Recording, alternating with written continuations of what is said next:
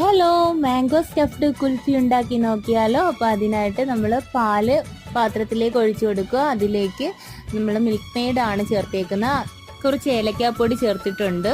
പിന്നെ കുറച്ച് നട്ട്സും കൂടെ കട്ട് ചെയ്തിട്ട് അതും കൂടെ ഒന്ന് ആ പാലിൽ ചേർത്തിട്ട് ഒന്ന് മിക്സ് ചെയ്ത് ഇളക്കിയിട്ട് ഒന്ന് തണുക്കാനായിട്ട് മാറ്റി വയ്ക്കാം.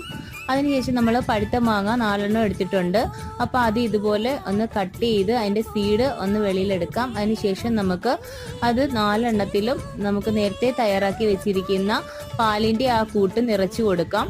ഇങ്ങനെയാണ് സ്റ്റഫ്ഡ് കുൽഫി ഉണ്ടാക്കുന്നത്. എന്നിട്ട് ഇത് അടച്ചു വെച്ചിട്ട് ഒരു 6 മണിക്കൂറോളം ഫ്രീസ് ചെയ്തെടുക്കണം. അതിനുശേഷം മാത്രമേ ഇതൊന്ന് സെറ്റായി വരുത്തുള്ളൂ. എന്നിട്ട് നമുക്ക് ഇതൊരു കേക്കിൻ്റെ രീതിയിൽ കട്ട് ചെയ്ത് പീസസ് ആയിട്ട് എടുക്കാൻ പറ്റുന്നതായിരിക്കും. നമ്മൾ ഫ്രീസ് ചെയ്തതിന് ശേഷം മാത്രമേ ഇതിന്റെ തോല് ചെത്തി കളയാവുള്ളൂ. അതിനുശേഷമാണ് കേക്ക് പോലെ നമ്മൾ കട്ട് ചെയ്തെടുക്കേണ്ടത്. ഇത് ഇഷ്ടമായെങ്കിൽ ഒന്ന് ലൈക്ക് ചെയ്യുക, സബ്സ്ക്രൈബ് ചെയ്യുക. ടാറ്റാ.